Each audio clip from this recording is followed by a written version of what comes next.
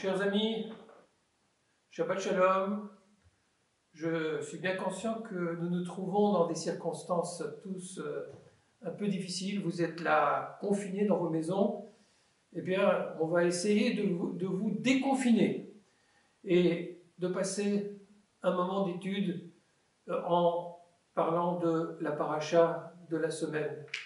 Je ne peux pas évidemment commencer sans penser à tous nos amis, aux personnes qui sont en ce moment même en difficulté, soit parce qu'elles sont malades, soit parce qu'elles sont en première ligne, en train de combattre contre la maladie, que ce soit en tant que médecin, infirmier, ambulancier, auxiliaire, hommes et femmes. Et donc, avant toute chose, je vous invite avec moi à prier, en vous associant à la bénédiction que je voudrais d'ores et déjà prononcer. C'est une bénédiction qui a été rédigée par mon ami le rabbin Martin Cohen, rabbin à New York, et que j'ai traduite. Avinu Malkeinu, Hagen Aleinu, Val Mishpachotenu, Val Re'enu, Val Shchenenu, Al Nosim Yachad Itanu, Beyam Asoer Bo Anachnu Kulanu, פתאום נמצאים, ותן עצה הגונה, וכוח רוחני וגופני לכולנו, בעומדנו בפני המגפה. ובכן, אבינו מלכנו, תן חוכמה ובינה, לכל מי שעליו נפל עול אחריות, הנהגת אומתנו בתקופה הקשה הזאת. ועשר נא כל צרה וצוקה וכל נגע ומחלה, מן ההופים, מן החיות, האחים, ומן כל מי שעוסקים ומטפלים בחולים ובקשישים, בבתי החולים ובבתי האבות, ובכל מקום שבו הם נמצאים. ועל הכל אנחנו מודים לך ומתפללים שתיתן רפואה שלמה לכל הנדבקים והחולים, כמו שכתוב בתורתנו הקדושה, כי אני אדוני רופאך, וכן יהי רצון ונאמר אמן. אבינו מלכנו, notre Père, notre souverain, nous t'en prions, déploie ta protection sur nos familles, nos amis, et sur tous ceux qui nous entourent, tous soudainement embarqués dans cette traversée au cœur de la tempête.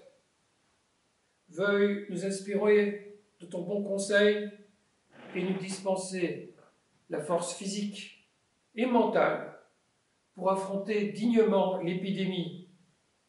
Nous t'en prions, Avinu Malkeinu, dispense la sagesse et le discernement à tous ceux à qui incombe la lourde tâche de veiller sur notre pays en ces temps d'adversité.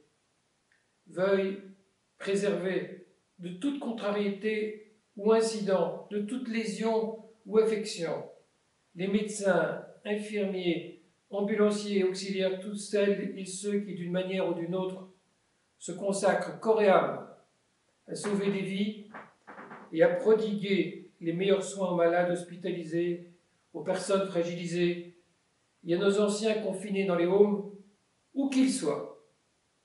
Nous te rendons grâce pour tout le soutien que tu leur apporteras et t'implorons pour que tu accordes la pleine guérison à tous ceux qui auront contracté la maladie, comme le dit le verset, « Je suis l'Éternel qui vous soigne » et qu'ainsi soit ta volonté, et nous disons « Amen ».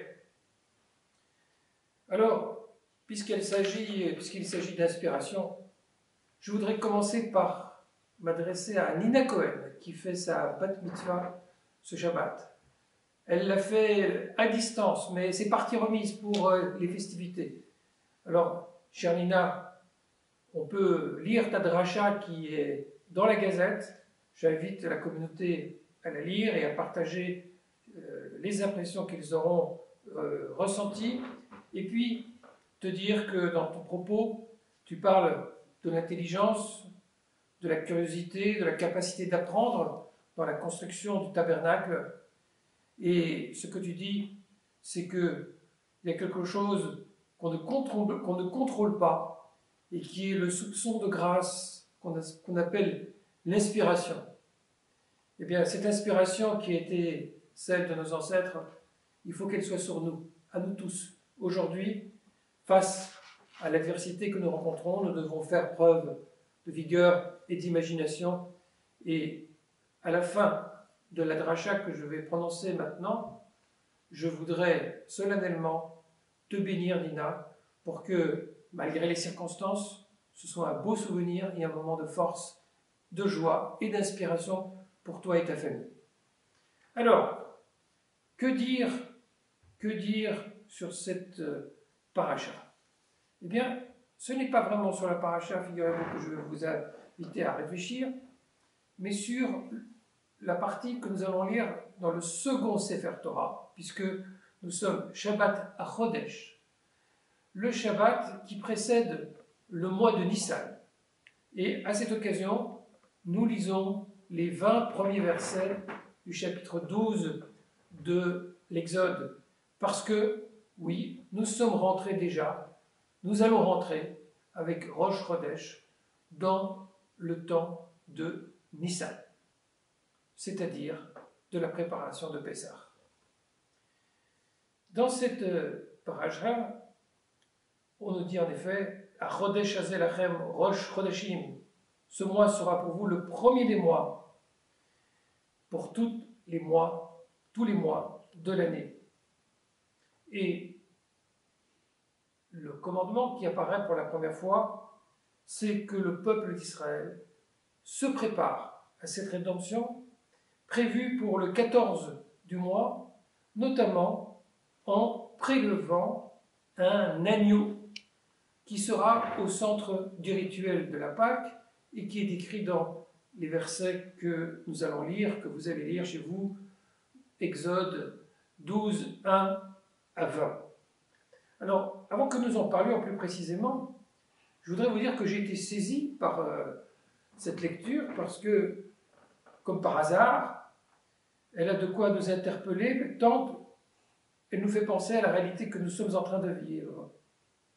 Nous sommes nous-mêmes dans un temps de confinement, et c'est précisément ce qui est décrit dans ces versets. Le peuple d'Israël va devoir, la nuit de Pessah, s'enfermer pour échapper à l'épidémie qui va frapper l'ensemble de l'Égypte, va frapper les premiers-nés. C'est un temps de confinement, famille par famille, mais un temps nourri d'espoir, parce que on sait que après ce confinement, il y aura la libération, la rédemption tant attendue. Bien évidemment, et c'est un point sur lequel je voudrais insister, il ne s'agit pas de mener d'appliquer des parallèles trop faciles. Bien sûr, il y a une similitude de situation, mais la situation n'est pas identique. Et pour commencer, le véritable confinement dont il est question dans le livre de l'Exode, ce n'est pas celui de la nuit de Pessah. Le vrai confinement qui a été difficile a été beaucoup plus long. Il était celui de tout le temps de l'oppression en Égypte. Tout le temps dans lequel le peuple d'Israël était véritablement enfermé dans l'esclavage, avec tout ce que cela supposait, sans trop de lueur d'espoir. Ce que dit le verset en Exode 6, c'est que le Moïse tente à ce moment-là de parler aux enfants d'Israël. Il est dit « Velo shamou el Moshe » mais ils n'étaient pas capables d'entendre ce que leur disait Moïse. « Mi kol tser ruach ou me avoda kasha » à cause de leur souffle, littéralement coupé, raccourci, leur esprit oppressé, et en raison de la dure servitude. En fait, ce que je suis en train de vous dire, c'est que le véritable confinement, c'est l'anxiété, c'est l'angoisse, c'est aussi l'inquiétude qui nous fait penser que la situation est désespérée. C'est ça qui sature tout horizon. On a un verset dans les Proverbes qui a d'ailleurs circulé parmi tous les SMS et messages qui ont été envoyés les uns aux autres. Un verset des Proverbes qui dit « Ruach ish yechalkel machaleu, veruach nechea mi isaena » L'esprit de l'homme peut endurer la maladie, mais l'esprit abattu, qui le relèvera? Ce qui est une coïncidence tout à fait étonnante, c'est que sur ce texte de Proverbe, on a le Targum ancien, la traduction araméenne, et qui rend le mot machala, le mot maladie, par couronné. Couronné, ça ressemble étrangement à notre fameux ennemi auquel on fait face en ce moment. Eh bien, à propos de ce couronné et de cette machala, Rashi explique l'esprit de l'homme qui fait face, c'est l'esprit d'un homme héroïque qui consiste à ne pas permettre à l'anxiété de ravager le cœur, mais de faire front à ce qui arrive. Il parle de joie et d'affection, mais l'idée c'est d'être dans l'optimisme et d'être dans l'humanité. Voilà les deux ingrédients pour faire face. Et qui peut endurer la maladie, sur cette partie, il dit, celui qui fait ça, eh bien ses forces ne l'abandonneront pas. Ce que Rashi dit, c'est très simple, c'est un enseignement de sagesse, c'est que quand on garde l'optimisme, quand on fait face à la réalité, eh bien, tout simplement, notre système immunitaire est beaucoup plus fort, parce que l'angoisse le diminue. Donc, plus que jamais, la confiance et la résolution sont des moyens forts pour lutter face à cette adversité. On a encore un verset que l'on dit dans les psaumes, dans le Hallel, que l'on récitera à Pessah, qui dit les mêmes choses en d'autres termes, mais ils sont tellement sensibles que je voudrais attirer votre attention. Lorsque dans le psaume 118, nous chantons « Mina meitzar karatia anani vamechavia » du fond de ma détresse, mais en hébreu, meitzar, c'est aussi étroitesse, du fond de mon confinement, j'ai invoqué l'Éternel, il m'a exaucé, vamechavia, en me plaçant au large. Eh bien, ce que je suis en train de vous dire, mes chers amis, c'est que pour lutter contre le coronavirus, il faut sortir de notre étroitesse, sortir de notre confinement, non pas en faisant des rencontres sociales à éviter, mais en sortant d'un esprit étroit. C'est l'esprit qui peut être affecté dans cette crise, et c'est l'esprit qui peut vaincre dans ces crises si les uns et les autres, nous nous encourageons et nous luttons ensemble contre ce fléau. Soyez d'ailleurs très attentifs à toutes les bêtises qui circulent déjà sur la toile ou par les SMS et qui vous avertissent de l'Apocalypse, qui sont en train de vous dire que les rabbins avaient déjà tout prévu. J'ai reçu un texte selon quoi un certain Ralbad, qui vivait il y a 1400 ans, à ma connaissance c'est un illustre inconnu,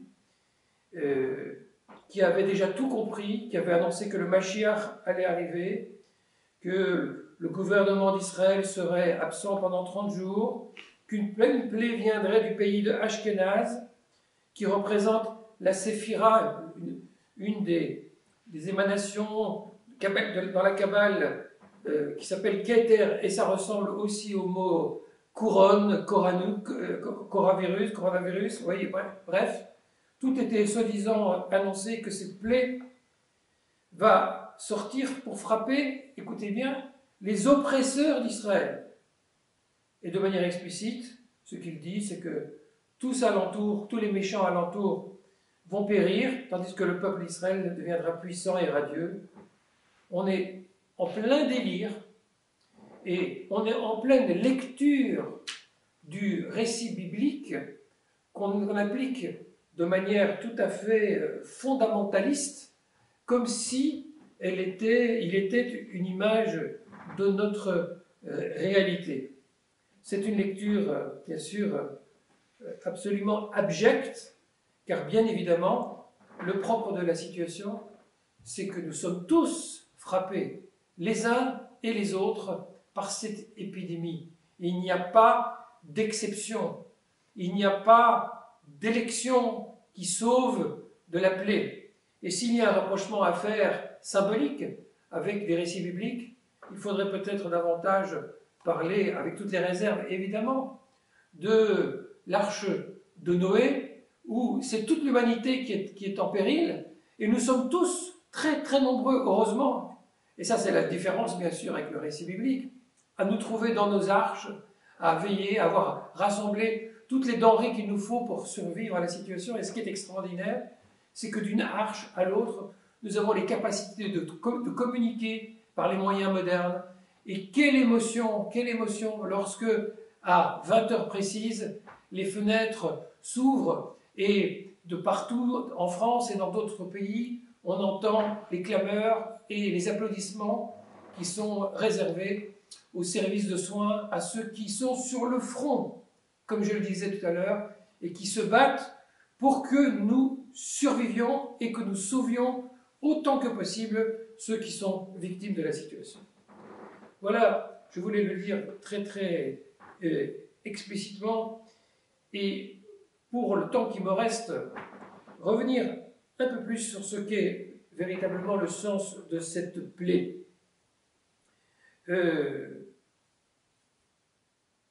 Bien sûr, un des rapprochements que nous pouvons faire avec la fête de Pessah, c'est que quand nous la préparons, nous sommes en train d'aseptiser nos maisons, la débarrasser de tout le chametz, tout ce qui est le pain fermenté et qui constitue, symboliquement, nous aurons l'occasion d'en reparler, l'attachement déraisonnable à l'idéologie de l'Égypte. Alors, il ne s'agit pas, encore une fois, d'un virus, parce que le vrai combat ici, ce n'est pas un combat d'hygiène, mais de spiritualité, ce n'est pas un combat de santé, mais de sainteté. Mais néanmoins, toute cette symbolique de préparation est là pour marquer notre volonté de nous départir de l'idéologie égyptienne. Cette idéologie égyptienne, cette idolâtrie, elle était symbolisée par le culte autour de l'agneau pascal. Ce que dit le verset dans l'Exode 12, c'est « Mishru ou Krulachem Tson », ce que le Talmud et les Midrashim d'époque rabbinique interprètent de la façon suivante « Mishru yedechem min avodat kochavim ». Séparez-vous de l'idolâtrie. Alors, de quoi il s'agit? Tout d'abord, comme on l'apprend en Exode 8, pour les Égyptiens, l'agneau, le bélier avaient un caractère sacré. Ce que dit l'Exode, c'est que lorsque, après la 4e plaie, Pharaon cède provisoirement aux Hébreux, à Moïse, il est prêt à laisser partir les Hébreux, et il y consent, mais sans le bétail. Plutôt, il dit, si vous avez un sacrifié, sacrifiez ici. Et Moïse s'y refuse. Il dit que si on sacrifiait en Égypte, ce serait considéré comme une abomination, un sacrilège pour le culte égyptien. Et ce que ce passage nous apprend de manière assez claire, c'est qu'il y a un enjeu autour du bétail et de sa valeur sacrée. Que nous apprend l'histoire? Que nous apprennent les égyptologues? Mais c'est que le dieu Ré, dont le soleil est l'expression suprême, quand il est au zénith dans sa course, est toujours représenté par un quadruple accompagnement de têtes, quadruple têtes de bélier qui sont tournées dans les 4 directions. Pharaon est considéré comme le fils de Ré, selon cette théologie, fils de Amon, et il prend l'apparence du pharaon, ce dieu, qui s'incarne charnellement dans ce roi, et c'est ainsi que le roi lui-même d'Égypte représente le Dieu suprême. Il en est la primogéniture, c'est-à-dire l'incarnation, le premier-né, tel que c'est illustré par le mythe d'Osiris et avec son fils Horus. En bref, dans la religion égyptienne, Pharaon est l'incarnation de Dieu. Et la forme divine la plus importante était Khnoum, dont la résidence se trouvait à Éléphantine. Ce Dieu est toujours représenté avec une tête de bélier, l'animal qui féconde les brebis du troupeau, qui féconde l'Égypte, qui représente le Nil et qui est souvent figuré dans l'antichambre des saints. Le bélier divin était vénéré en Égypte et il représentait également la vénération et la divinisation de Pharaon. C'est ça qui est en jeu dans cette idéologie, et bien évidemment, tout le travail consiste à se départir de cette doctrine. Car au fond, interrogeons-nous quelques instants sur ce qu'est l'idolâtrie. De quoi était le nom? C'est une question difficile, c'est un vaste sujet, très large. D'ailleurs, ceux que ça intéresse, je les invite à aller regarder sur notre site. Parmi les articles que j'ai publiés, vous verrez ça sous l'onglet « Le rabbin », vous pourrez lire un article consacré entièrement à l'idolâtrie. Mais pour être concis, l'idolâtrie consiste à substituer à l'ultime, c'est-à-dire à Dieu, qui est le fondement de tous nos idéaux les plus hauts, le juste, le bon, le vrai, de substituer d'autres dieux, d'autres idéologies, qui en réalité nous détournent de ces valeurs fondamentales. On nous invite, à travers l'idolâtrie, à instrumentaliser la religion, ou des personnes qui pour aller servir des intérêts de pouvoir, de domination, en bref, d'égoïsme. En fait, c'est quoi l'idolâtrie? C'est vouloir s'approprier Dieu, l'acheter, le dompter, le domestiquer. Alors, l'agneau que les Hébreux sont appelés à sacrifier pour se prémunir de cette 10e plaie est, comme je l'ai dit, un animal sacré de l'Égypte. Et il représente l'idolâtrie. De quoi le bélier est-il le symbole? Eh bien, on peut le savoir si on se souvient que le dieu Ré, dont le soleil est l'expression suprême, qui, au zénith de sa course, est toujours représenté avec une quadruple tête de bélier, eh bien, qui est tournée dans les 4 directions. Ce dieu Ré est la forme suprême de la divinité égyptienne, et le pharaon en est l'incarnation sur terre. Il est le fils de Ré, selon cette théologie solaire, le fils d'Amon, et ce dieu soleil s'incarne, prend l'apparence du pharaon, qui règne, justifie son règne. Et le pharaon incarne dès lors le premier-né, c'est le principe de primogéniture, comme il est indiqué dans le mythe d'Osiris, lorsque le fils premier-né Horus prend la succession. En Égypte aussi, en Égypte antique, la forme divine la plus importante était Khnoum, dont la résidence se trouvait à Éléphantine. Et ce dieu, il est toujours représenté, doté d'une tête de bélier. Et c'est l'animal qui représente la fécondité, la vigueur. C'est lui aussi qui représente la puissance du Nil. Il est représenté souvent dans l'antichambre du Saint des Saints. Et ainsi est-il vénéré.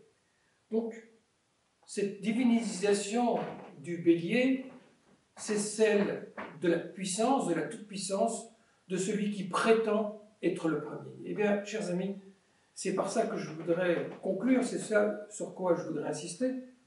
Le fond de l'idolâtrie, c'est de se prendre pour le premier-né. C'est avoir une attitude nombriliste, une attitude qui consiste, comme je le disais tout à l'heure à propos du délire apocalyptique, de s'imaginer qu'on est au centre du monde et que les autres doivent être assujettis ou ne comptent pas. Et c'est de cette idéologie du nombril dont nous devons nous départir. Alors, certains qui m'entendent vont certainement objecter et dire « Oui, mais dans la Bible, ne dit-on pas qu'Israël lui-même est appelé Bechori par Dieu, mon premier-né? Est-ce que ce n'est pas un enjeu de rivalité entre deux primogénitures, celle de l'Égypte et celle d'Israël? Eh bien, à cette objection que je viens de faire, évidemment, je vais répondre.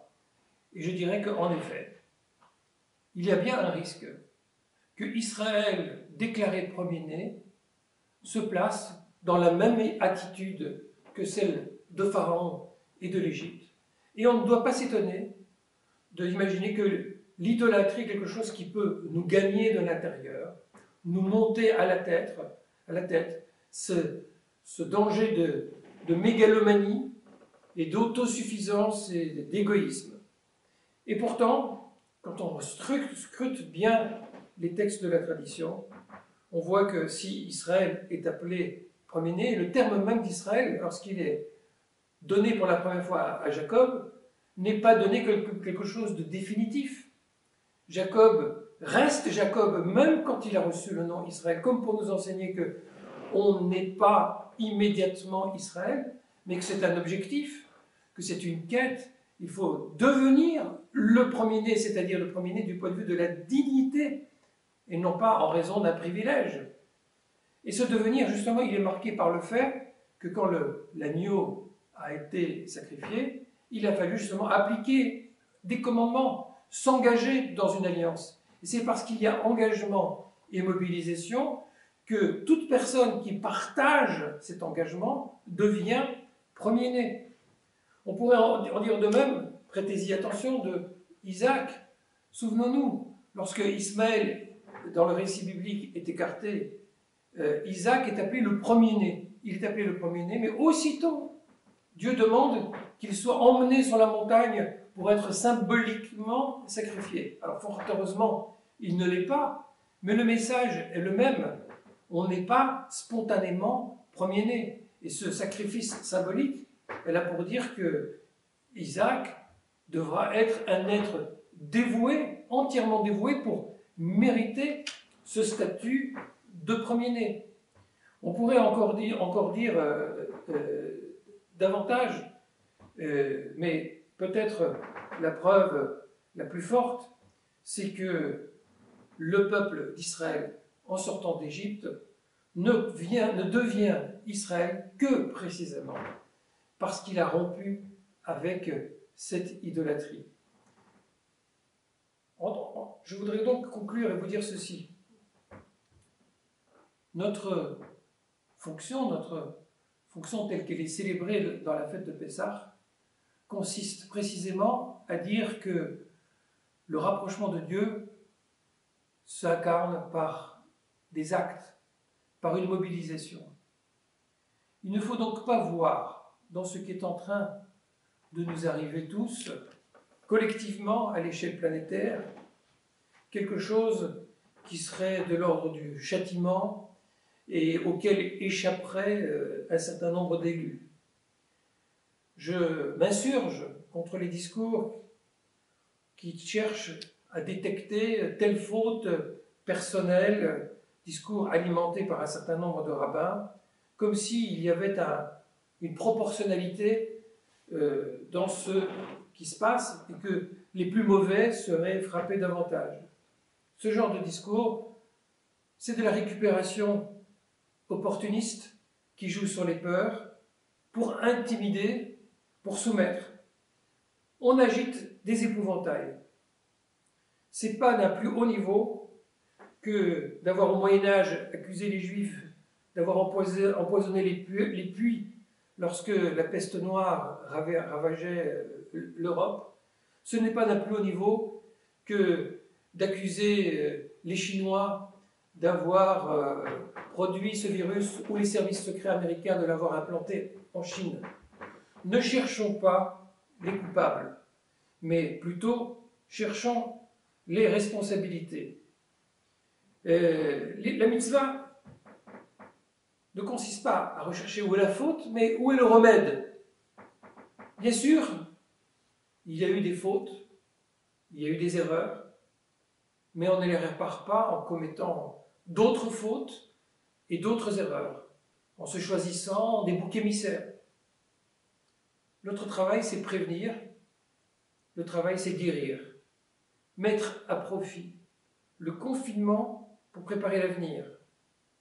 Dans la tradition juive, on parle souvent de la hitbodedut, de l'isolement, qui est un travail mystique, mais qui peut être aussi un temps de méditation, un temps d'étude. Alors oui, nous sommes tous appelés à devenir des premiers-nés, non pas par je ne sais quelle excellence naturelle ou divine, mais parce que nous allons nous mobiliser et nous allons être des êtres humains sensibles et attachés au devenir de l'humanité. Je nous souhaite à tous Shabbat Shalom, nous allons rester en contact avec vous. Et je voudrais, pour terminer comme promis, bénir Nina qui accomplit sa bat mitzvah. Mi sheberach avotenu Avraham, Yitzhak veYaakov, veimotenu Sarah, Rivka, Rachel ולאה. הוא יברך את הבחורה הבת מצווה, נינה, בת שלמה ורחל. בעבור שנהייתה בת מצווה, בעבור שנותנת שבח והודיה להשם יתברך על כל הטובה שגמל עליה. ישמרך הקדוש ברוך הוא ויחייך ויכונן את ליבך להיות שלם עם אדוני, להגות בתורתו, ללכת בדרכיו, לשמור מצוותיו ומשפטיו וחוקותיו כל הימים.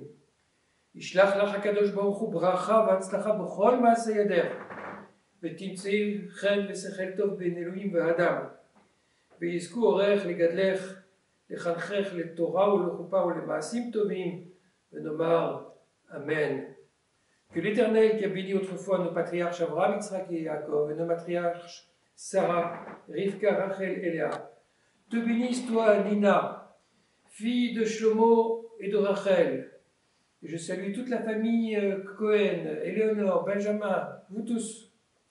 Toi, Nina, qui viens d'accomplir aujourd'hui ta première dracha, et exprimer ainsi ta louange et ta gratitude au Créateur pour tous les bienfaits dont il t'a gratifié jusqu'à ce jour. Nous implorons l'Éternel pour qu'il te guide et te protège tout au long de ta vie, que ton cœur demeure toujours intègre et ton esprit vif et apte à saisir la sagesse de notre Torah. Puisses-tu persévérer sur le chemin de rectitude, accomplir fidèlement les prescriptions morales et rituelles de la tradition d'Israël. Puisses-tu prospérer dans toutes les bonnes actions que tu entreprendras et jouir toujours de la bienveillance et de l'estime de Dieu comme de celle des hommes. Puissent enfin tes parents t'accompagner, t'aider à faire de toi une adulte accomplie et juste qui se conduit en sage. Et nous disons Amen. Shabbat Shalom et Refoua Shlema à toutes les personnes qui sont malades. À bientôt. En ces circonstances particulières, j'aimerais aussi bénir l'ensemble de la communauté, nos malades, bénir la France et bénir l'État d'Israël. מי שברך אבותינו אברהם יצחק ויעקב אמותינו שרה רבקה רחל ולאה הוא יברך את כל קהילתנו עם כל קהילות הקודש הם ובניהם ובנותיהם וכל אשר להם ומי שמאחדים בתי כנסיות לתפילה ומי שבאים בתוכם להתפלל ומי שמתפללים בבית ומי שנותנים נר למאור ואין קידוש ולהבדלה ופת לאורחים וצדקה לעניים וכל מי שעוסקים בצורכי ציבור בעניין ארץ ישראל באמונה. הקדוש ברוך הוא ישלם שכרם ויסיר מהם כל מחלה, וירפא לכל גופם ויסלח לכל עוונם, וישלח ברכה והצלחה בכל מעשה ידיהם, עם כל ישראל אחיהם, ונאמר אמן.